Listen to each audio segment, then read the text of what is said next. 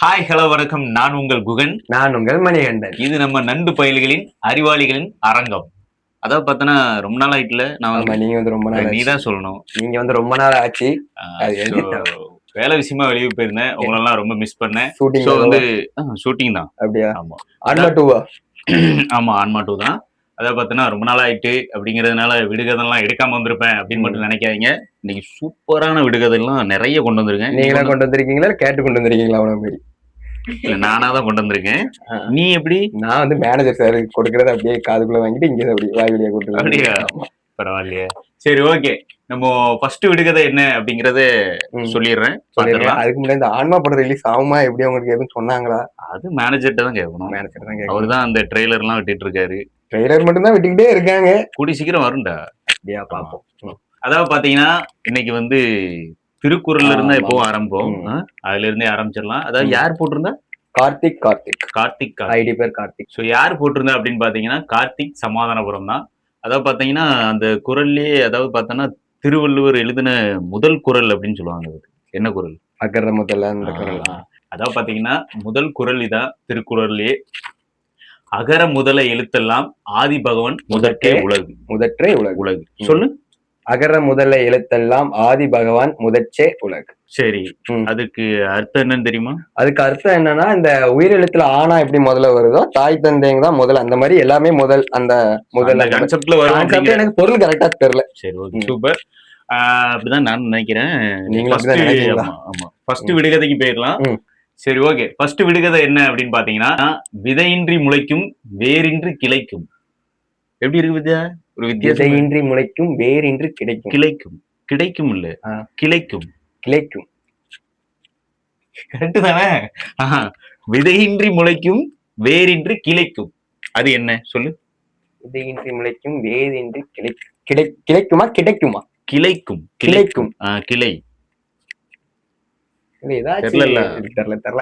தெரியலன்னு சொல்லு. சரியா? யோசிக்காத. அதாவது பாத்தீங்கன்னா விதையின்றி முளைக்கும் வேரின்றி கிளைக்கும்.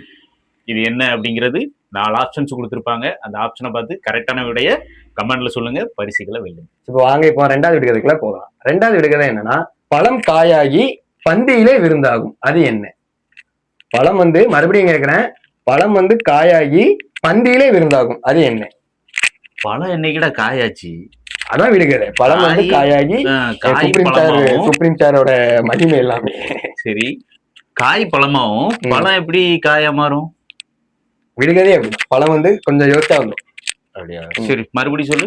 பழம் காயாகி பந்தியிலே விருந்தாகும். அது என்ன? கீழே ஆப்ஷன் இருக்கு, யோசிச்சு கமெண்ட் பண்ணுங்க. உங்களுக்கான பரிசுகளை அள்ளுங்க. அதாவது பாத்தீங்கன்னா 3வது விடுகதைக்குள்ள போயிடலாம்.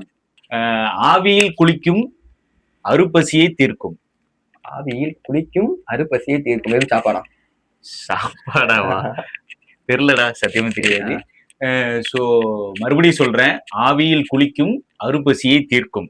அது என்ன அப்படிங்கிறது கீழே 3 ஆப்ஷன்ஸ் இருக்கும். அதை பார்த்து கரெக்டான ஆப்ஷன்ஸை கமெண்ட்ல போடுங்க. பரிசுகளை வெல்லுங்க. இப்போ வாங்க 4வது விடுகதைக்குள்ள போகலாம். 4வது விடுகதை என்னன்னா, எத்தனை தரம் சுற்றினாலும் அவனுக்கு தலை சுற்றாது. அது என்ன? எத்தனை, மறுபடியும் கேட்கிறேன். நான் கண்டுபிடிச்சிட்டீங்களா? என்னது? சொல்ல முடியாதுடா, பைத்தியம். நீ சொல்லு. அப்புறமா சொல்லுங்க. எத்தனை தரம் மறுபடியும் கேட்கிறேன், எத்தனை தரம் சுற்றினாலும் அவனுக்கு தலை சுற்றாது. அது என்ன? கீழே ஆப்ஷன் இருக்கு, யோசிச்சு கமெண்ட் பண்ணுங்க. உங்களுக்கான பரிசுகளை அள்ளுங்க. அதாவது பாத்தீங்கன்னா 5வது விடுகதைக்குள்ள போயிடலாம். 5வது விடுகதை எப்படின்னா உங்களுக்கே தெரியும். கீழே ஆப்ஷன்ஸ் எல்லாம் எதுவுமே இருக்காது. ஸோ வந்து நீங்களாதான் உங்க பிரெயினை யூஸ் பண்ணி கண்டுபிடிக்கணும். கண்டுபிடிச்சிருவாங்க. அவங்கவுங்க இஷ்டத்துக்கு என்ன வேணாலும் கமெண்ட் பண்ணலாம். இல்ல, என்ன வேணாலும்னா அந்த ஆன்சர் என்ன வேணாலும் கமெண்ட் பண்ணலாம். ஸோ வந்து 5வது விடுகதை சொல்லிடுறேன், கேளுங்க. நெருப்பில் வெந்தவனுக்கு நீண்ட ஆயுள்.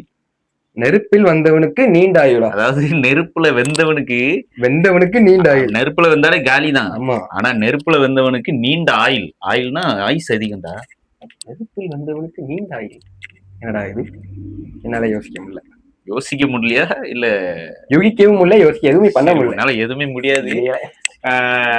ஆப்ஷன்ஸ் இதுக்கு வந்து கிடையாதுங்க. அதனால நீங்களே தான் யோசிக்கணும். எங்களாலையும் யோசிக்க முடியல. ஆப்ஷன் தான் கொஞ்சம் ஈஸியா இருந்திருக்கும். ஆப்ஷன் இல்லாம அதான் இந்த மாதிரி இதுக்குதான் நாங்க ஆப்ஷன் இல்லாம வைப்போம். அப்படியா? மறுபடியும் கேளுங்க. நெருப்பில் வெந்தவனுக்கு நீண்ட ஆயுள். தரலாம் பணக்கு. தெரியல. சரி ஓகே, இதை வந்து நீங்களா நல்லா யோசிச்சு நல்ல கமெண்டா கீழே போடுங்க, பரிசுகளை வெல்லுங்க. இத்துடன் இந்த வீடியோ முடிவடைகிறது. மீண்டும் நாளை புதிய விடுகதைகளோடும் பல பல பல பரிசுகளுடனும் உங்களை வந்து சந்திக்கும் வரை உங்களிடம் விடைபெறுவது உங்கள் குகன், உங்கள் மணி, மாஸ்டர் மணி. நன்றி, வணக்கம்.